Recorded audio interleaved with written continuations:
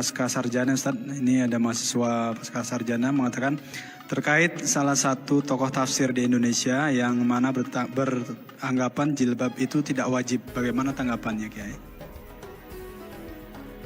Saya kira kalau bilang jilbab gak wajib bukan tokoh tafsir itu. Nah, memang di Indonesia ini ya, yang dianggap tokoh tafsir itu Dr. Quraish Shihab.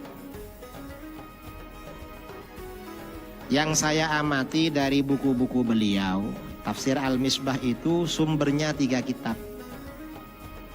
Yang pertama Tafsir Al-Manar, tulisan Syekh Sayyid Rashid Ridha dari ceramah gurunya Muhammad Abduh.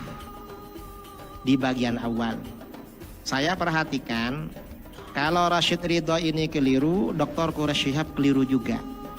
Mengapa? Karena taklid pada Rashid Ridha. Saya perhatikan, itu sumber pertama. Sumber kedua, sumbernya Tafsir Al-Misbah itu Tafsir At-Tahrir wa Tanwir, karangan ulama Tunis Muhammad At-Tahir bin Ashur Al-Maliki. Itu yang kedua. Yang ketiga, rujukannya Nalmud Durar fi Tanasubil Ayati Waswar, karangan ulama abad 9 Al-Imam Burhanuddin Ibrahim bin Omar Al-Biqai. Sumbernya dari situ. Kalau beliau dibilang pakar tafsir, ya enggak lah. Wong itu hanya comot-comot aja. Ya dibanding yang enggak ngerti sama sekali, ya pakar. Tapi kalau dianggap seperti ahli tafsir yang dulu-dulu, ya enggak. Hanya menulis. Dan kawan-kawan di Jakarta yang sama-sama alumni Al-Azhar banyak cerita pada saya. Beliau ini jadi timnya Pak Quraish Shihab waktu menyelesaikan tafsirnya. Jadi pakai tim yang menulis, entah apakah beliau hanya menunjukkan, menyuruh-nyuruh atau bagaimana. Karena banyak katanya timnya, banyak sekali timnya. Mungkin Ustaz Zulhendri atau siapa yang pernah di Mesir itu tahu. Saya soalnya cuma dengar-dengar, timnya pernah ke rumah saya cerita itu. Kalau sampai mengatakan jilbab tidak wajib, ya itu kan ajaran Al-Quran itu. Menutup aurat itu kan ajaran Al-Quran. Dan memang beliau, keluarganya ya tidak berpegangan dengan syariah. Karena kalau masuk TV gak pakai kerudung, gak sesuai memang. Gak sesuai. Artinya ya anak-anaknya tidak taat pada ajaran agama. Dan Pak Quraish Shihab ini lama-lama terpengaruh dengan Syiah. Akhirnya membela Syiah, menulis buku berjudul Sunnah Syiah Bergandengan Tangan. Akhirnya dibantah oleh kawan-kawan saya di Pondok Pesantren Sitogiri dengan buku berjudul Sunnah Syiah Mungkinkah Bergandengan Tangan. Mang condong pada Syiah. Dan keluarga Quraish Shihab ini banyak condong ke Syiah.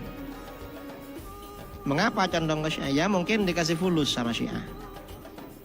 Karena Syiah ini banyak uangnya. Saya setelah dialog dengan Syiahnya kalah, saya sering ditelepon diajak ke Iran. Katanya mau dibiayai, dengar-dengar mau dikasih uang saku 4 miliar. Banyak uangnya memang mereka ini. Ya gak tahulah, tapi dari bukunya itu memang yang masalah Syiah menunjukkan kalau beliau gak ngerti masalah ini.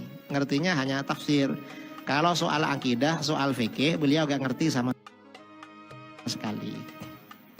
Karena kuliahnya cuma soal jurusan tafsir yang saya baca dari bukunya. Karenanya kalau fikih ya harus belajar pada ustadz-ustadz yang pernah di pondok. Kalau gak pernah mondok, sulit memang memahami ilmu fikih. Kalau jilbab itu hukumnya wajib, saudara. Dan itu ayat Al-Quran. Di dalam ayat Al-Quran kan sangat jelas kan. Dan yang boleh dibuka dan yang harus ditutup itu apa saja. Yang boleh dibuka itu kan hanya zinah zahirah, perhiasan luar, itu orang perempuan. Perhiasan luar ya, wala yubdina zinatahunna illa ma dhahara minha. Perempuan nggak boleh menampakkan perhiasannya kecuali yang biasa ditampakkan. Ini ulama khilaf, yang biasa ditampakkan ini apa? Kalau Ibnu Abbas, yang biasa ditampakkan itu wajah dan telapak tangan. Berarti perempuan nggak wajib bercadar. Kalau menurut Ibnu Mas'ud, yang ditampakkan pakaian luar, wajah harus pakai cadar. Jadi seperti itu. Kalau yang seperti leher itu nggak boleh ditampakkan itu. Karena di dalam ayat wal yadribna bi khumurihinna ala juyubihin, dan pasangkan kerudung mereka pada bagian dada mereka. Kalau kerudung ini dililitkan pada bagian dada, berarti leher gak kelihatan, rambut gak kelihatan. Itu peraturannya. Jadi peraturannya jilbab di situ. Ini sebagian orang kadang-kadang pakai jilbab, cuma ya pakai kerudung aja, lalu rambutnya depannya kelihatan. Enggak boleh itu, enggak ada mazhabnya itu. Itu mazhab-mazhab modern. Apalagi yang rambutnya dibuka, itu enggak ada mazhab. Karena mengapa orang Arab itu dulu sebelum turun ayat orang Arab jahiliyah itu pakai kerudung. Kerudungnya itu ke belakang. Karena kerudungnya ke belakang, lehernya dan dada bagian atas kelihatan. Lalu akhirnya apa? Kerudung ini di dalam Al-Quran diperintahkan diletakkan ke leher dan dada bagian atas agar gak kelihatan. Itu peraturan tentang aurat. Itu di surat An-Nur. Ini masjidnya kan Masjid Raya An-Nur. Makanya perlu ya diperdalam surat An-Nur tentang kajian jilbab itu. Baik Ustadz, izin Ustadz mohon bantu Guru Kiai Idrus Romli menjelaskan alif Allah itu apa, lam Allah itu apa, ha Allah itu apa dalam lafaz Allah. Dulu mendiang guru ambo Buya Karim pernah menyebutkan makna masing-masing. Kini ambo lupa. Ini Ustadz mohon dijelaskan tentang alif Allah itu apa Ustadz. Kemudian lam Allah itu apa dalam lafaz Allah. Kalau yang seperti itu saya gak tahu.